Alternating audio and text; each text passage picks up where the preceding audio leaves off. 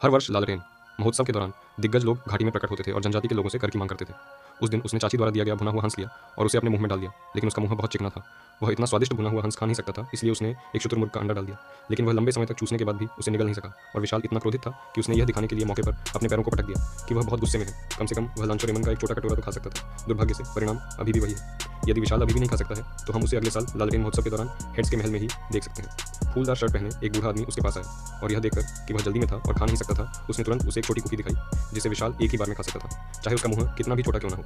और कुकी और दूध का संयोजन और भी अद्भुत। क्या आप जानते हैं कि इसे खाने के बाद आपके चेहरे पर क्या उगेगा? ये मुहासे नहीं बल्कि एक खुश मुस्कान थी। मिनी कुकी खाने के बाद विशाल का पूरा शरीर ताकत से भर गया।